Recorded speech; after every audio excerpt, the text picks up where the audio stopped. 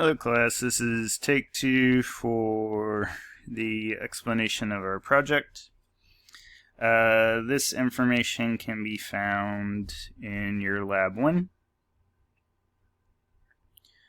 And I'm also going to explain it a little bit better. So, what we're really asking you to do is to make a hypothesis and test it. A hypothesis is a prediction, and you usually want to, a lot of science teachers say to do an if-then statement, but I'm not a super fan of those. It's not a great hypothesis. You should say something affects something else in this way. So, for instance, some things that have been tested in the past, how cell phone usage affects grades. And so if you're looking at whether cell phone usage affects grades, the hypothesis form of that would be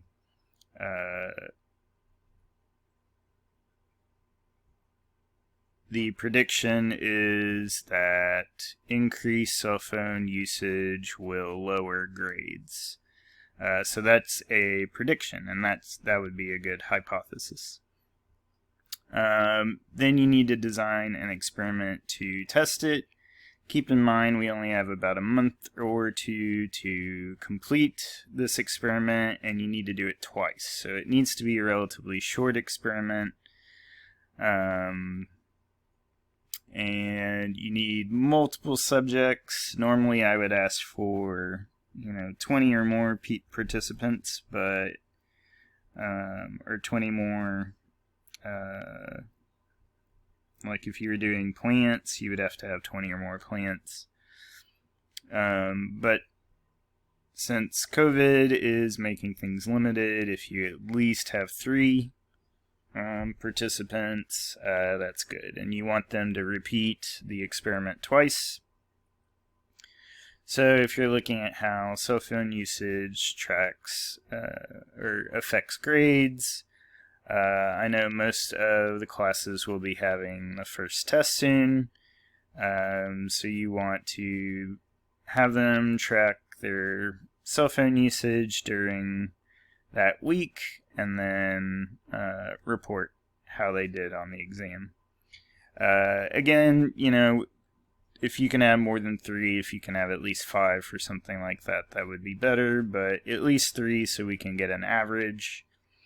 And the way to track cell phone usage is anytime you get on it for social media or watching videos or anything like that, you just start your stopwatch and then stop your stopwatch whenever you put it down. If you're just checking the time or previewing a text message or email, don't worry about starting the time, but then when you're actually reading and responding to the text message or reading and responding the email, that's when you need to have the stopwatch going. So that's how you would do that example. And then you just record the total time during that week.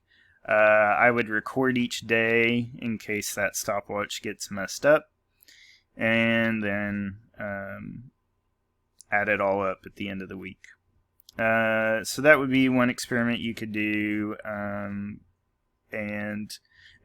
again, besides being pretty fast and repeatable, we don't want you to buy anything. So cell phones are something everyone uses.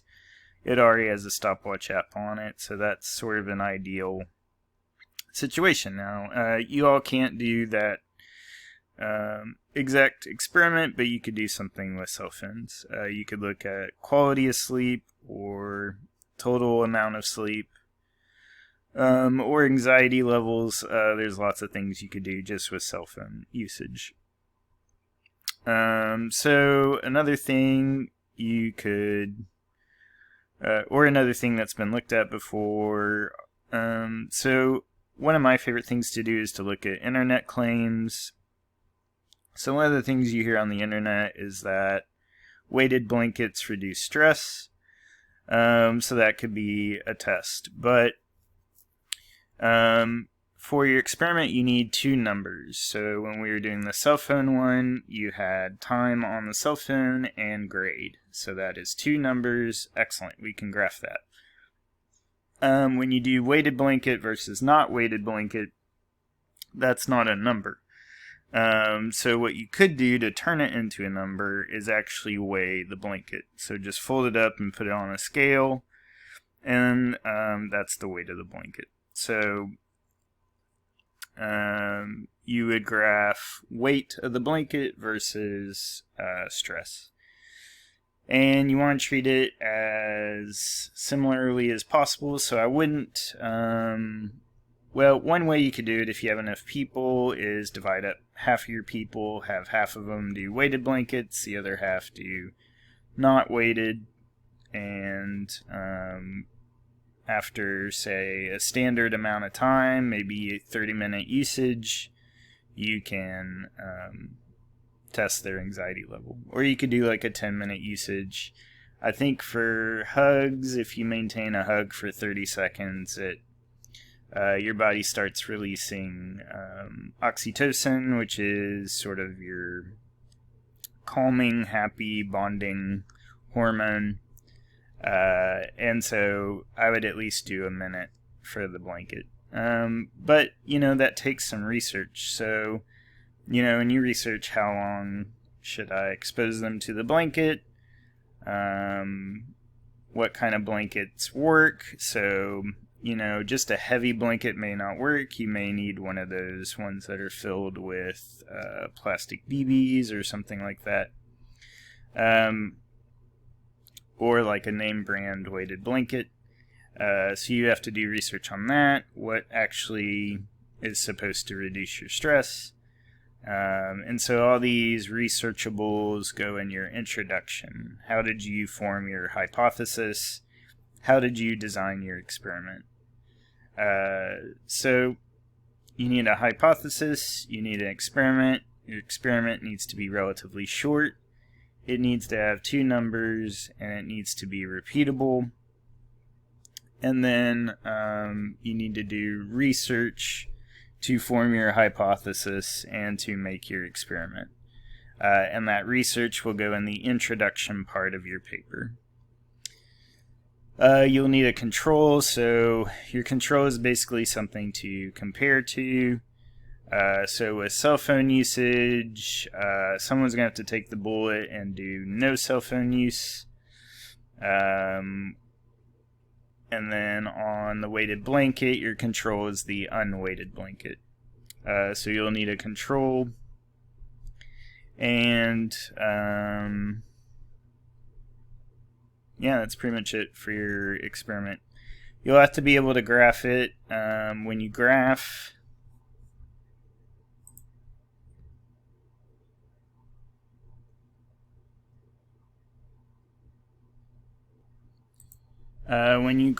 you want to do title, and you want to do columns, and you want to use Excel. If you don't have Excel, I think you can get it through Hill for free, just Microsoft Office 365. If you don't, or you don't want to deal with that, you can also go to openoffice.org, or you can use Google Sheets. It should be pretty similar. So you want to put some sort of titles, and then you'll record your data. So this is a week.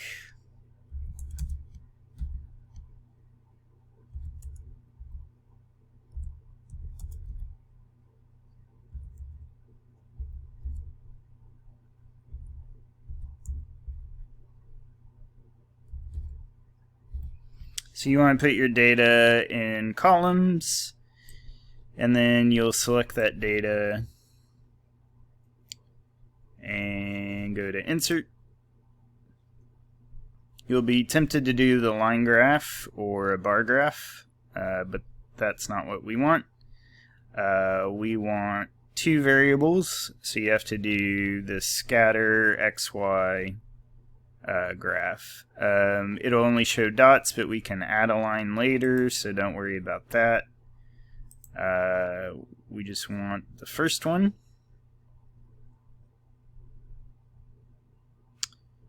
And let's see if it did it right. So hours should be on the bottom. That goes up to 170. Yep, that's right. And grade should go on the side. So what we were tracking were the hours. What we were measuring was the grade. So we're changing this variable. We're measuring this variable. The variable you measure should go on the y-axis, and the variable that changes should go on the x-axis. Another way to look at it, your grade, we're looking at if your grade depends on your hours. Your grade is the dependent variable. Again, that goes on the y-axis. The hours are independent, so grade does not affect hours. It's the other way around. So your grade goes on the x-axis. And once you have your chart, you'll need to go to Add Chart Element, and we'll add axis titles.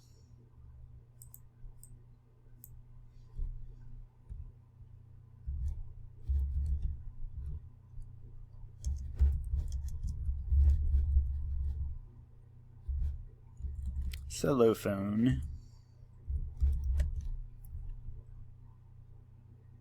And you'll want both axes.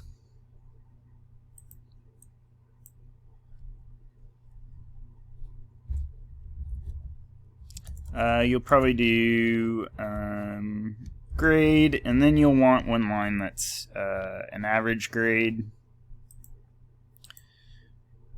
So somewhere down here we'll do average hours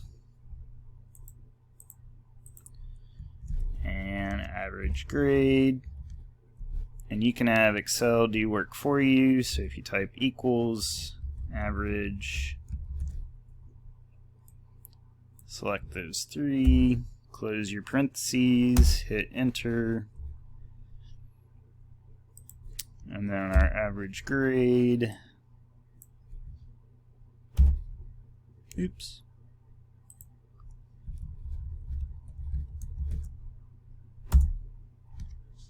was a 70. So that's our average hours and our average grade. You might report that. And then our title, you can just click on it. Something describing the data, so how cell phone use affects your grade. And this is the type of data you could put in a rough draft, or you could talk about this data in the outline. This is just what you expect to see. And then you'll do the experiment and go back and fill this in and change your graph according to the actual results. So anytime you're designing an experiment, you want to think about how your graph will look, how you'll have two numbers, and what you expect to see. So the more cell phone usage, the lower your grade, or the higher your anxiety, something along those lines. If you were doing the blanket, so as the weight of the blanket goes up, your stress goes down. You can test that too. You could do a third blanket. Your control, though, is the unweighted blanket.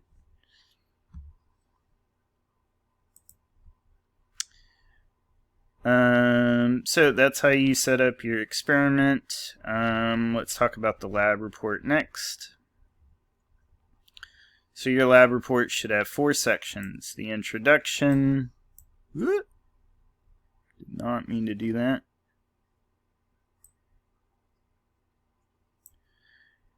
Your introduction, your methods, your results, your discussion, and then a excuse me, and then a works cited.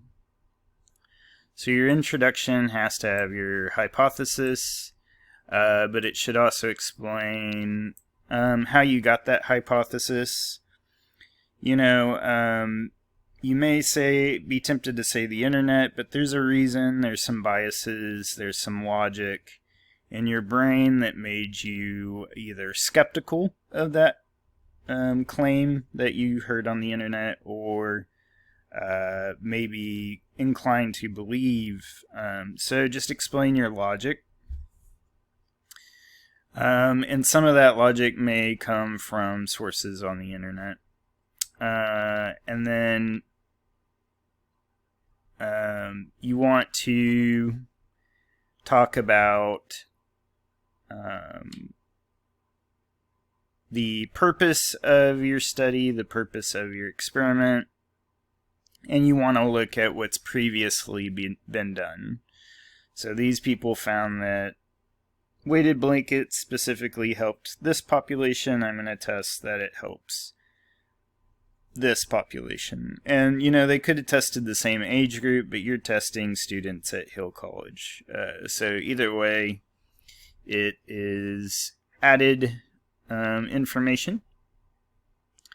Your methods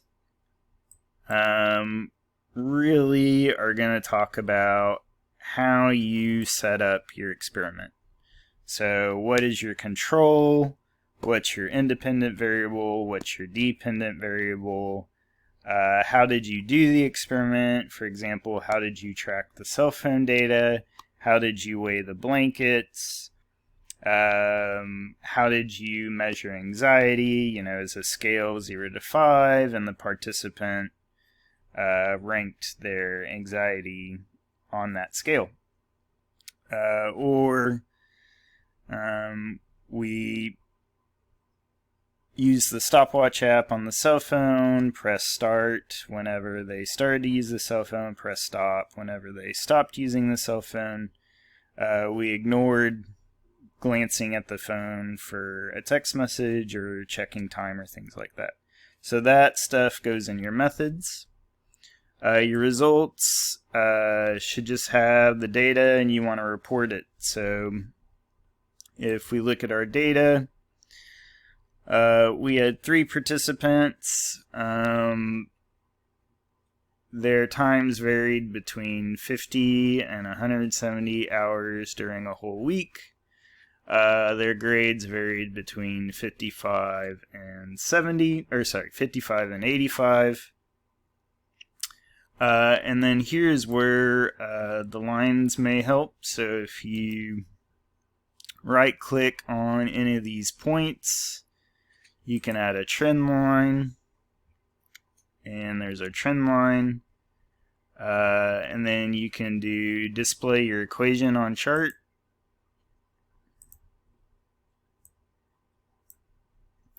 And so this number before the X is really the important one. Our grade fell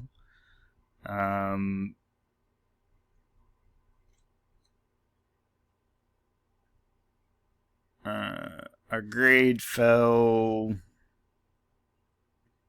35 points over 120 hours.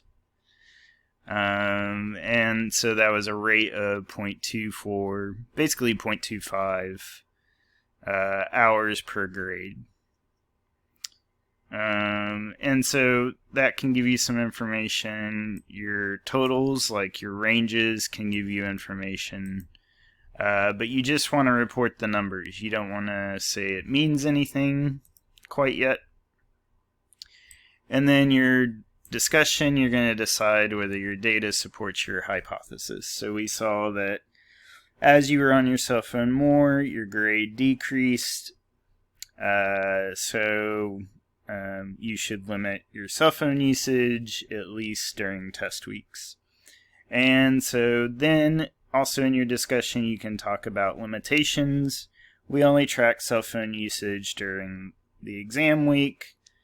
Cell phone usage during non-exam weeks may not have an effect. Also, due to COVID, we had very few people participating. More numbers would obviously make our data better. But another thing, I'm talking in first person. You don't want to do that in your report. So instead of saying in our study, just say in the study. It would make the data better if the study had more participants. So you got to be a little careful about speaking in first person, but you get the idea. Okay, so let me show you the rubric. I posted it separately because it wasn't in this particular lab. But there's basically 4 sections: the formatting, the grammar, the experimental accuracy, so how you ran the experiment, and then the scientific method. So your formatting, you can do double space or single space. It's up to you. I'm not going to give you a word. You don't have to hit a certain number of words. You just have to have... where'd it go? You just have to have these 4 sections and your works cited. Your works cited do need to be in APA format, which I posted that resource with the announcement that had the old video. You do want a cover sheet that should have your name, your class, so this is 1108, Tuesday, Thursdays at 9:30, and then you want a title. So the title should describe your experiment, so how cell phone usage affects grades, or how weighted blankets affect anxiety, or whatever else you're testing. And then I do want headings for each section. So I should know when I'm in your introduction, when I'm in your methods, when I'm in your results. You can center them, or you can put them off to the left, but at least bold them, but also ideally make them larger.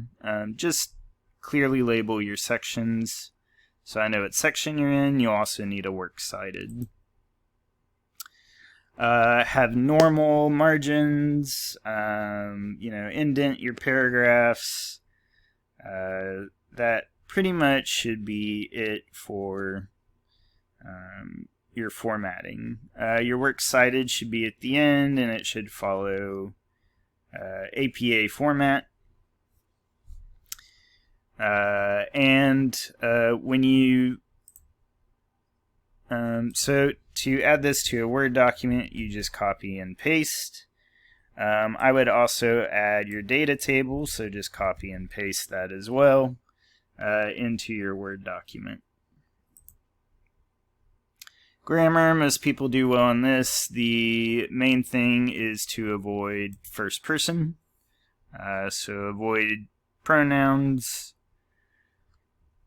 And then experimental accuracy, this is looking at how you set up your experiment, how you presented it,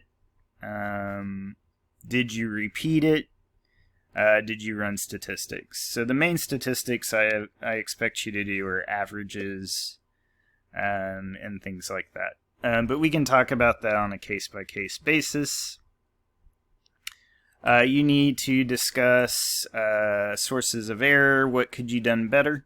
Some of it's not your fault, like COVID, but some of it, or it could be a cost limitation. You didn't want to spend money.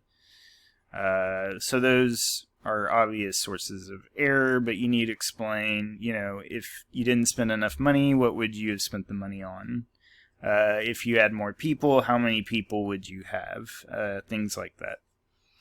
And then scientific method.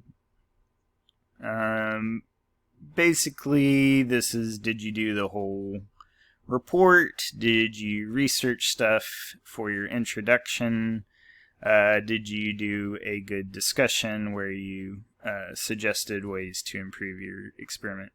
Another thing you want to do in your discussion is say what you would do next.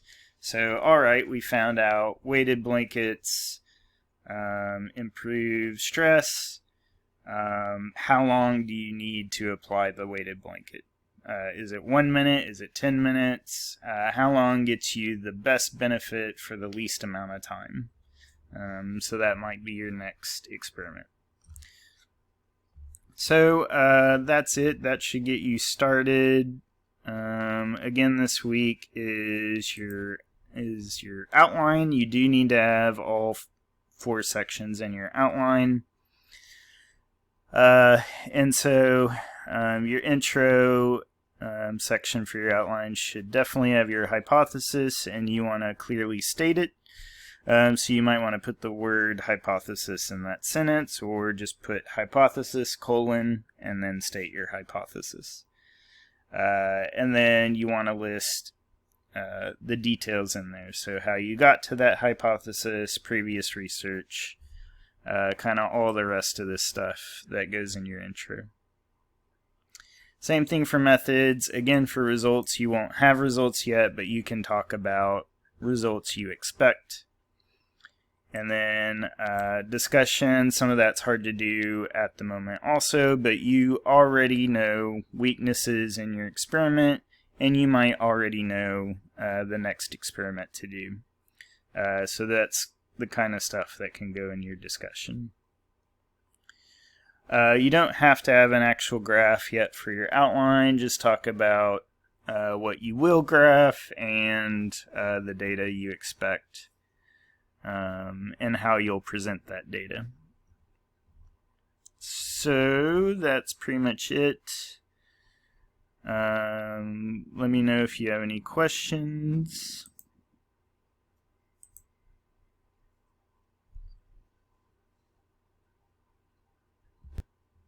Let me know if you have any questions and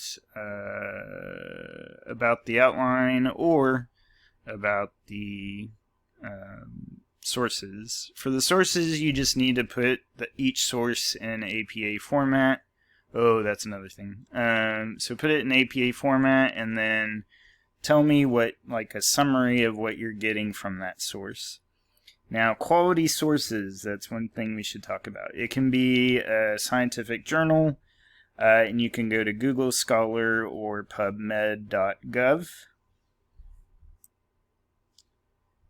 So you can go to Google Scholar or PubMed.gov, or just on the internet, any website that ends in .edu, .gov, or .org.